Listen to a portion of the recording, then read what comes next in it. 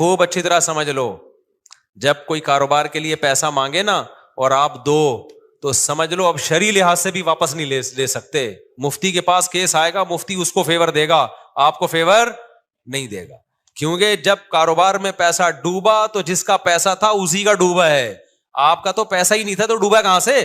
تو میں نے کہا میرے بھائی تو نے 10 لاکھ لیے ہوں, 10 کروڑ لیے ہوں, 15 کروڑ لیے ہوں,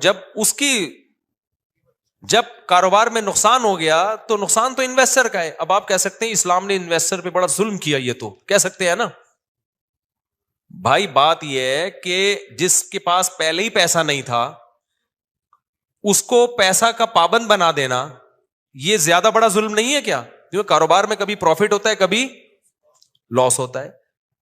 اس کے پاس اتنا پیسہ ہے نہیں کہ کاروبار میں لگا دے وہ, اور لاس بھی اس کے اوپر ڈالا جائے وہ تو زمین میں گڑ جائے گا. ہاں اس کی حماقت سے لاس ہوا ہے تو پھر اس کی ذمہ داری ہے. یعنی اس نے جیسے دکان کھلی چھوڑ گیا, رات کو سونے کی دکان کھولی, پیسہ آپ نے دیا, دکان وسیم نے بنائی, سونے کی دکان کھولی ہے اور سو رہا ہے اس میں. یہ دکان کس کی کھولی تھی اس نے؟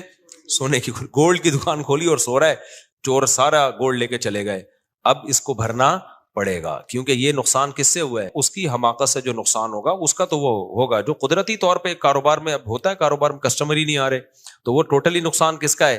انویسٹر کا ہے. تو یہاں ایک اشکال ہوگا کہ انویسٹر بیچارے کا کیا قصور ہے؟ انویسٹر کا یہ قصور ہے تو نے پیسے دیے کیوں. کوئی ڈکیتی کر کے تھوڑی لے کر گیا, تم سے چوری کر کے, تمہاری رضا سے لے کر گیا ہے, تو تم نے ٹرسٹ کی بیس پہ دیا ہے نا, تو تمہارا ٹرسٹ ہی غلط تھا تو تم خود. اور یہ لا ہے کہ بھئی آپ ایک آدمی پہ اعتماد کر کے دے رہے ہو نا, اعتماد کر کے دے رہے ہو تو آپ سے اعتماد میں غلطی آپ سے ہوئی ہے. اس چوری کر رہا ہوتا, ڈکیتی کر رہا ہوتا تو پٹتا, پھر تو چور کا ہاتھ کاٹ دیا جائے, یہ کر دیا, بہت سارے قوانین ہیں.